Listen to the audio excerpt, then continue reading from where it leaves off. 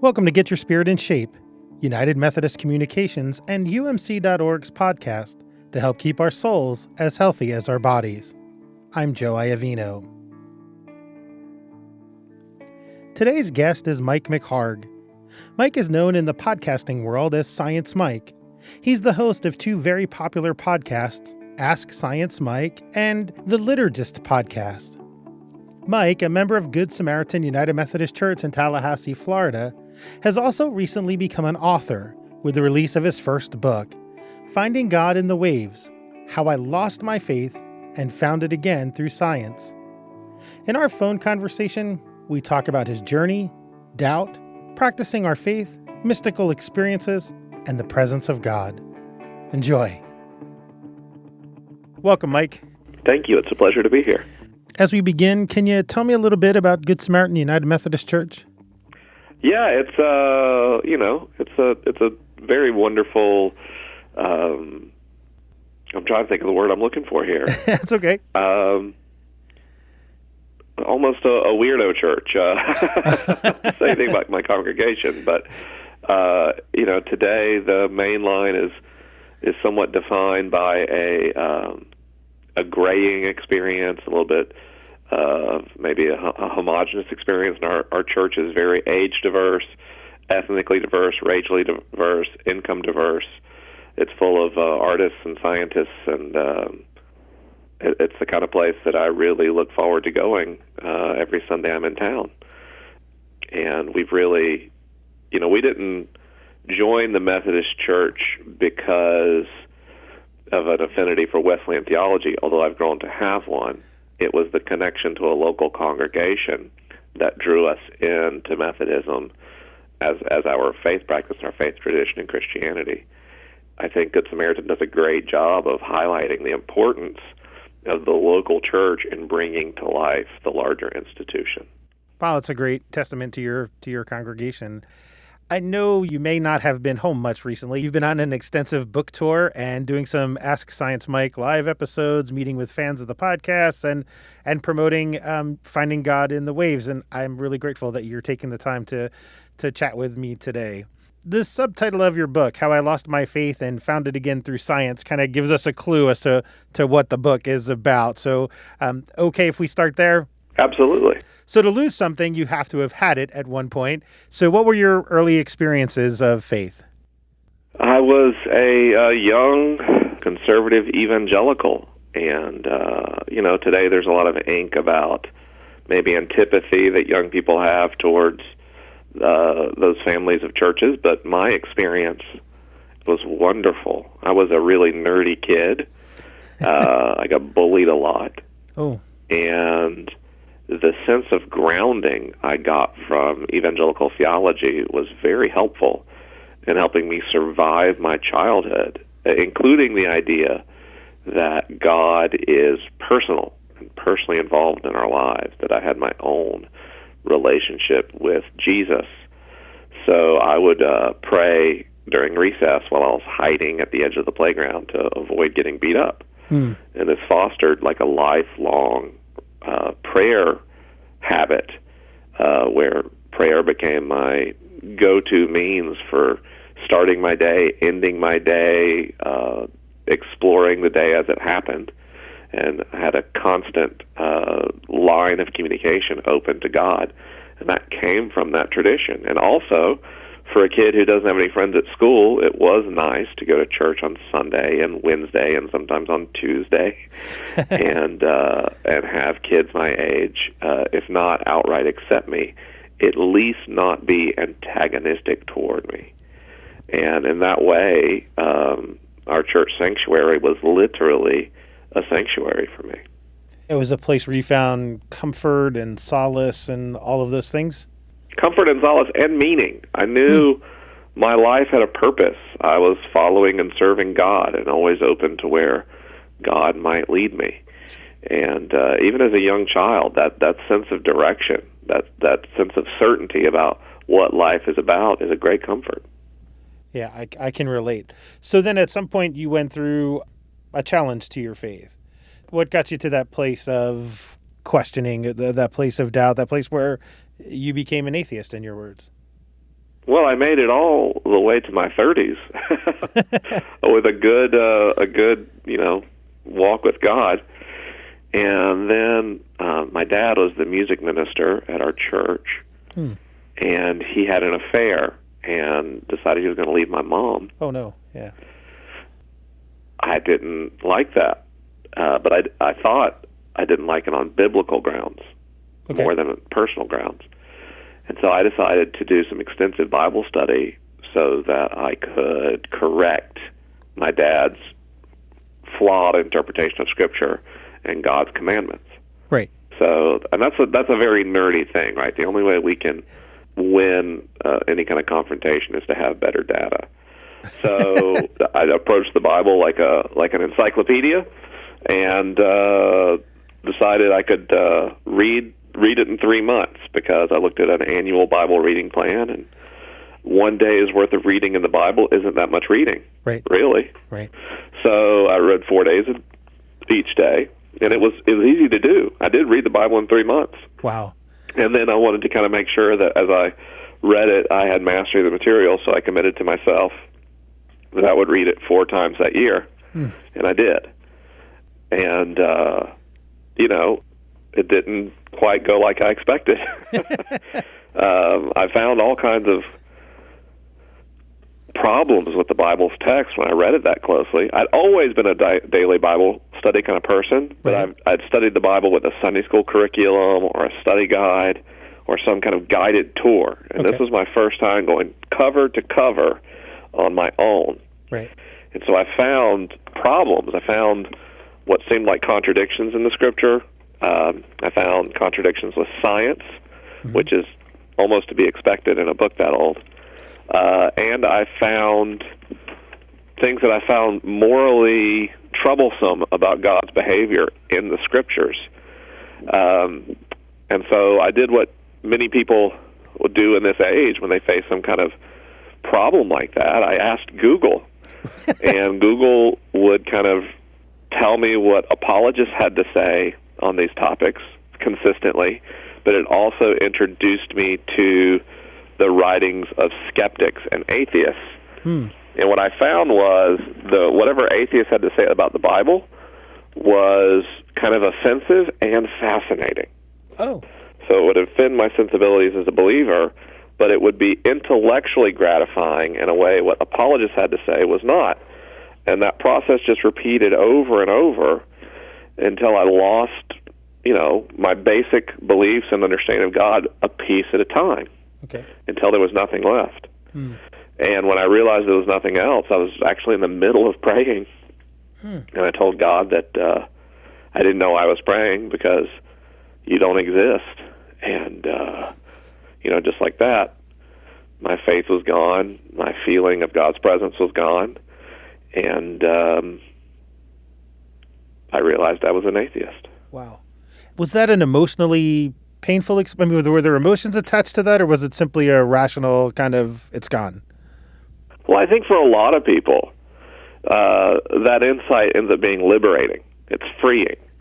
They outgrow whatever understanding of God they had, and no understanding of God kind of takes some binders off of them. There are things we can believe about God that ultimately hold us back or harm us. I believe that genuinely. But in the case of me, I didn't feel liberated. I felt grieved. Yeah. I felt like a loved one had died. I mean, if you pray every day and genuinely believe God is listening, if God has been the most faithful companion in your life, I was closer to God than any person alive. And so I had a tremendous immediate grief reaction, a sense of hopelessness and helplessness,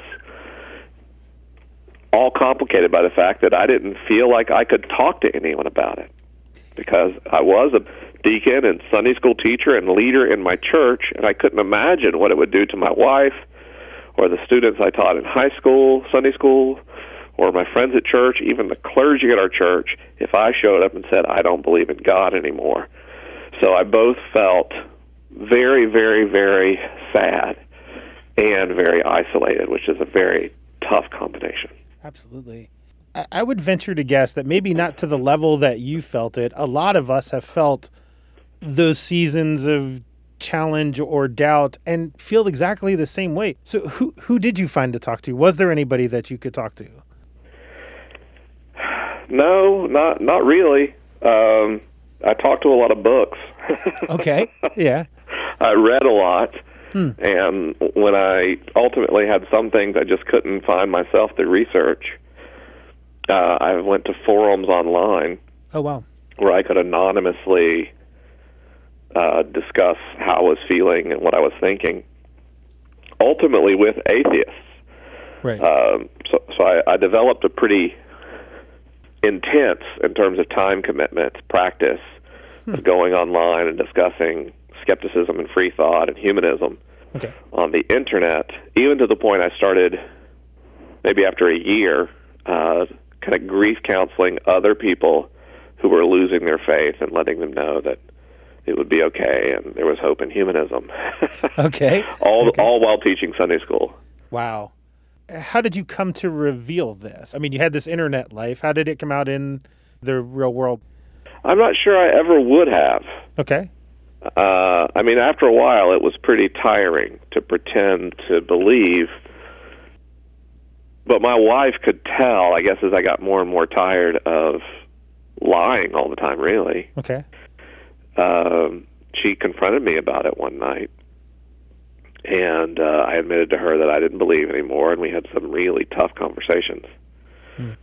And she agreed to I asked her to keep it a secret, because I was worried about fallout, and I told her I've been like this 2 years. We can at least take some time to work through this together before we tell the world. Right.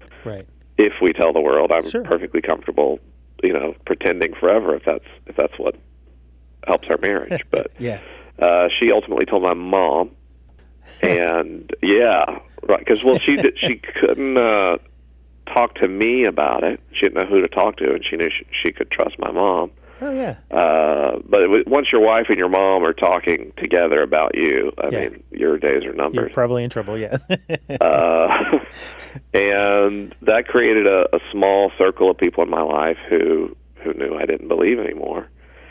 And it kind of created an uneasy truce and a lot of tough conversations with people trying to persuade me and win me back to faith. The problem was, any arguments they had, I'd already considered and had rebuttals for, which I was very hesitant to share, because the last thing I wanted to do was start them down their own road of doubt. You didn't take any joy in kind of coming to this conclusion. It was a relief, but it was not easy. It wasn't. And once I got to a place, and I did, get to a place where I found a lot of meaning and hope in humanist philosophy. I lost my sense of nihilism, and I found a new way to derive ethics and morality, found new ways to find meaning and purpose. But one place I differed from other atheists was I didn't have any antipathy towards faith. I understood what faith did for people and why it was beneficial, which, by the way, having talked to a lot of atheists, most atheists don't have problems with faith. They just want to be left alone about it. And there's this really vocal minority of atheists who are antagonistic towards religion. But they're a minority that just happens to get most of the media attention. Because it makes better news when someone says religion should be banned or, is an opiate for the masses than someone who says religion's just not for me. Right. That's not a good headline. But I never had that feeling that religion was bad, because I remembered all the good things that faith had done for me. And the last thing I wanted to do was send someone needlessly down a journey towards skepticism. I did want to help people exercise their faith as healthy as possible, which is why I tended to speak in religious language still when I talked about social issues or poverty or sure. whatever. Okay. I was willing to use whatever language it took to get the intended result. And then at some point, you have an experience that begins a journey back to faith. Is that a good way to describe that? It's a good way to describe it. To avoid making this an incredibly long podcast, I'll summarize this relatively briefly. But okay. I got invited to a conference about creativity led by Rob Bell.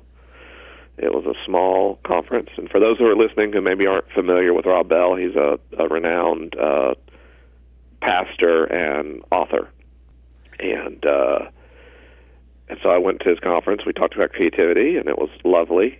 And then the topic of skepticism came up, and I noticed that all the pastors in attendance, they didn't speak kindly of atheism or atheists, and I found that very troublesome as someone who didn't believe. And I stood up and said my piece in that environment, and including asking a question, so how can anyone who understands how the universe works believe in God? Right. And the room was incredibly gracious to this kind of tirade I went on. Okay. And actually thanked me for sharing from my heart, and said there were things they all could learn from that. And I didn't expect that. Christians don't often respond graciously to people who express doubts about God, because if someone doubts God, there's an implicit critique in your belief in God, in their lack of belief. And our understandings of God, our religious beliefs are so closely tied to our sense of identity, and we don't like our identity to be challenged. But the way that they graciously responded to me, I think, paved the way for everything that followed. To close out the conference, we took communion together, the Eucharist, and I felt very cynical about that. It seemed kind of like something a youth pastor would do with a youth group to end a retreat, not something that professionals discussing creativity would do together. So I decided I would just go up and shake Rob's hand to say thanks for our time, to be polite before I left. And when I went to go shake Rob's hand, of course, he held out a piece of bread, which put me in a quandary. Do I pretend to take the Eucharist out of social pressure? Right. And if I do so, will all these pastors go back and tell their churches that they saw an atheist receive Christ, and then I become like an email forward that grandmothers send their nephews? Did that really run through your head at that moment? It really did. That's amazing. Okay. Or do I just turn and leave, which is kind of rude, but sure. doesn't give the wrong impression? Yeah. And so I decided to turn and leave, and as I kind of shifted my weight toward my heels, I heard a voice, which sounds pretty crazy because it is. And that voice said, I was there when you were 8, and I'm here right now. And that reminded me of the playground and praying during recess. Right. And it reminded me of all the ways that talking to Jesus had helped me survive my childhood. And it's not like in that moment I believed Jesus existed. I was frankly very bewildered by what I'd heard. Sure. But I realized I hadn't really honored what my faith had given to me. So I took the Eucharist kind of in memory of the Jesus I knew. Right. But not believing that Jesus was alive or real. And it put me in a very unsettled place. I actually cried as I ran out of the room. And later that night, really early in the morning, like 3 o'clock, maybe 2:30, something like that, wow. I went out on the beach to pray, to kind of figure out where I was with God. And my prayer was very accusatory. I told God about the logical impossibilities of God who intervenes in the world, the ethical problems, right, very, very pointedly critiqued the God described by Christianity and all world faiths, and expressed my total confusion. But also my regret that we didn't talk anymore, and that I didn't feel God's presence in my life anymore. And so I said, what if we make a bargain? I commit to being broken and poured out for others, the way that the folks here describe Jesus as being for the rest of my life. Right. But you and I keep talking. I suspect I'll have mostly questions. And I said, no matter what happened, I know tonight that I met Jesus again. And when I said that, the waves rushed forward up the beach, and I'd been standing past the wave line, right? I didn't want to get my shoes wet.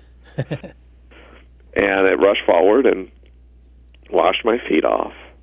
Wow. And when Rob had introduced the Eucharist, he said that Christ's final act of service was to wash the feet of his followers. And I felt in that wave that I was marked as one of the followers of Christ again, not even knowing what that means. Right, okay. And then I look up and I say, is this real? Is this happening?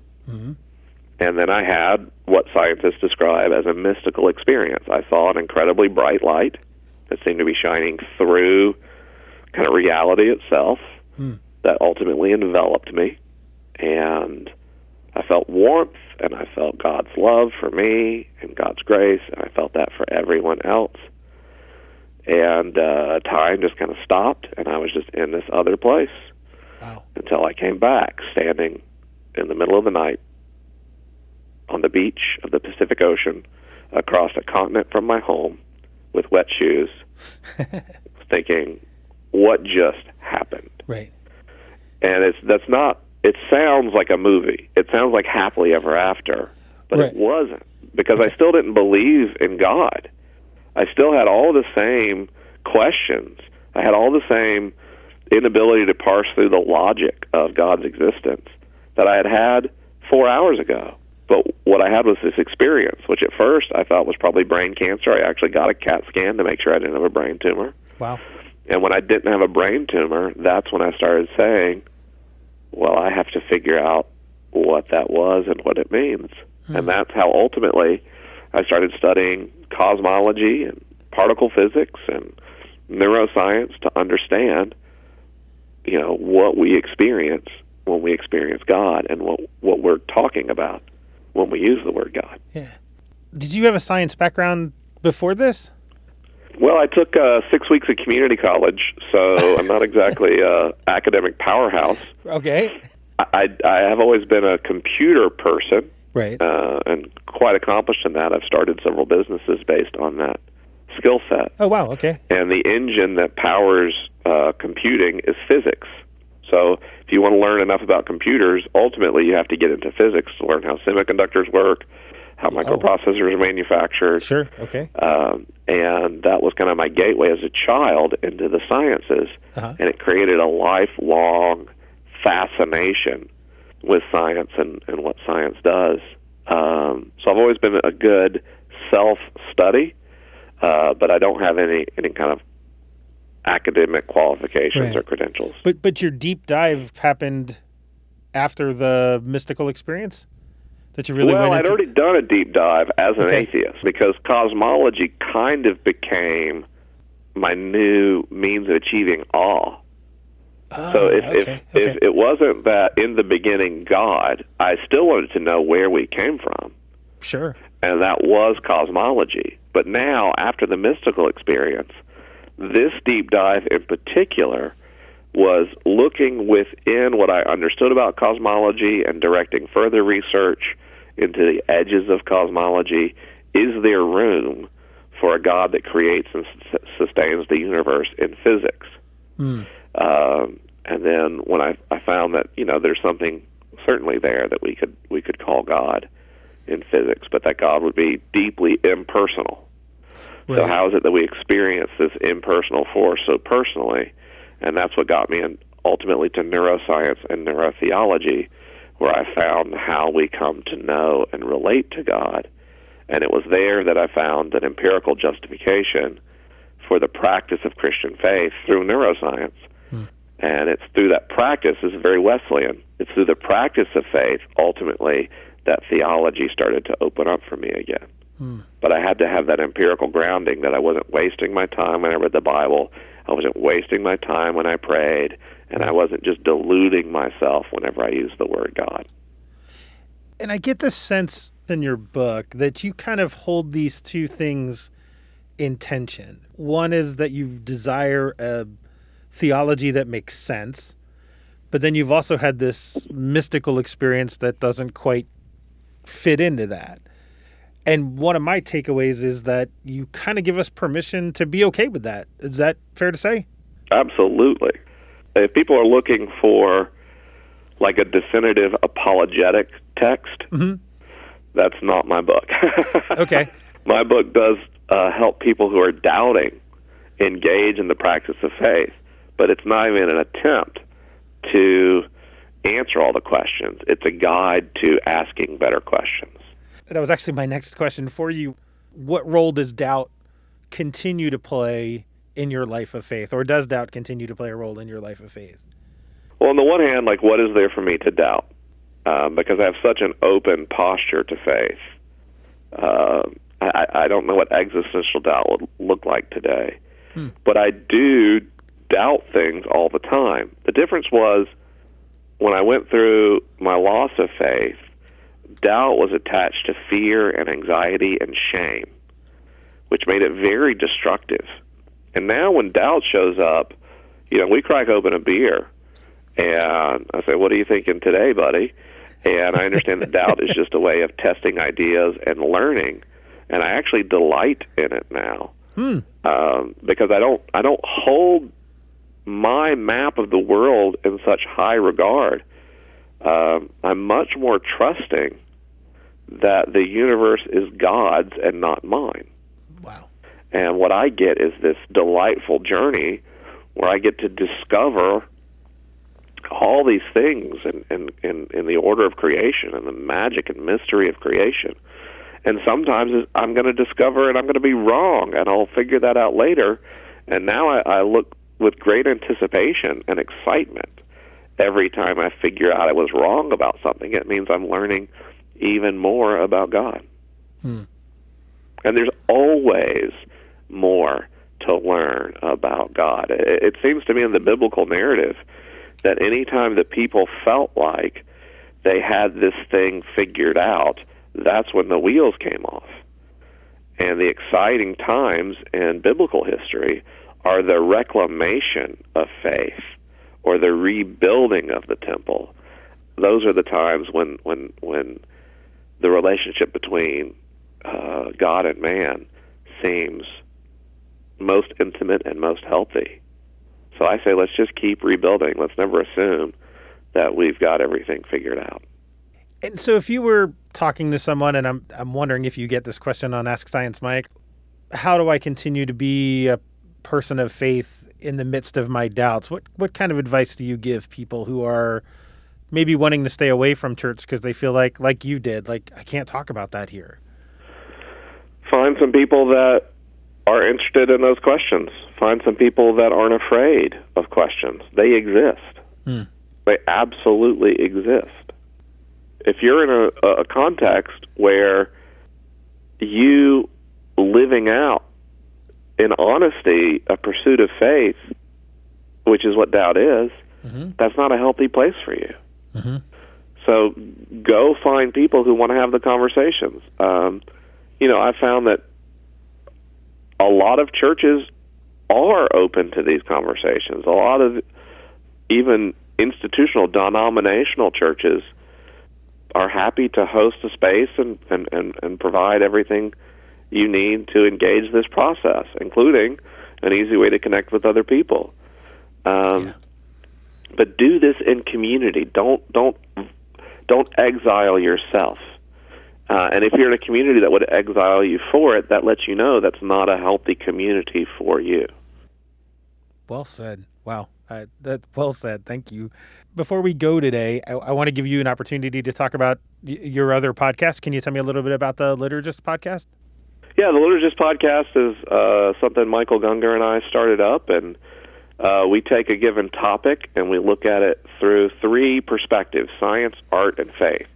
Because we found that typically in media, at most, two of those perspectives were invited to the table. So our goal is to have artistically informed, scientifically informed, theologically informed, philosophically informed look at, the most pressing issues of our day, and just weird stuff that we enjoy, like eschatology. We did a show on eschatology that was really popular, if you can imagine that. Yeah. So you can learn more at theliturgist.com/podcast. It is an extremely popular program with over 1 million downloads per month. And the Liturgist is very much, if you listen to that program, whoever you are, you will be challenged. Right. But you'll find that it's designed to be extremely open and almost to launch you into your own period of examination and research into a topic, as opposed to us providing you with a set of answers or viewpoints. Yeah.